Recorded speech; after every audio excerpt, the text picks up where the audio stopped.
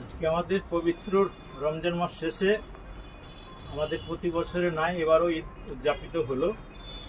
আমি এই ঈদের মাধ্যম দিয়ে সকল এলাকাবাসীকে আমাদের যারা যারা শুভাকাঙ্ক্ষী আছে তাদের সকলের উদ্দেশ্যে সম্প্রীতি বজায় রেখে আমাদের ঈদের উদযাপন আমরা করছি।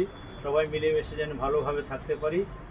আর আমরা এখানে অনেক সময় দেখি যে যুবক ছেলেরা গাড়ি ঘোড়া নিয়ে খুব রাস্তাঘাটে দৌড়াদৌড়ি করে, খুব ছোটাছুটি করে, তাতে বহু অ্যাক্সিডেন্ট হয়। সেটা যেন না হয়, যুবক ছেলেদের উদ্দেশ্যে আমি বলতে চাইছি তোমরা যেন সুস্থ স্বাভাবিকভাবে রাস্তায় গাড়ি টাড়ি চালাও, যাতে কারো কোনো অসুবিধা না হয়। এই আর কি।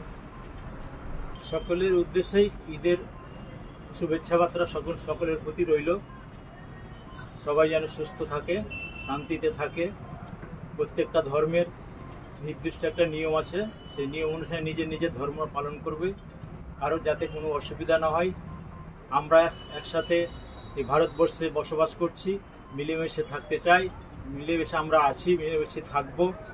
আমাদের সংবিধানের নিয়ম অনুসারে আমরা যেভাবে এতদিন এসেছি, যেভাবে আমরা সকলেই মিলে আমরা একসময় বিদেশিদের হাত থেকে আমরা এই দেশকে উদ্ধার করেছি, সেই হিসাবে আমরা যেমন আগের মতো করতে পেরেছি, যে আমাদের পূর্বপুরুষেরা করে গেছে, আমরাও জানি সেইভাবে বিদেশি হাত থেকে বাঁচতে গিয়ে সবাই একসাথে লড়াই করে থাকি।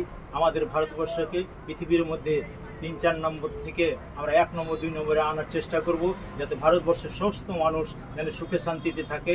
এই ঈদের মাধ্যমে সকলকে আমার শুভেচ্ছা রইল।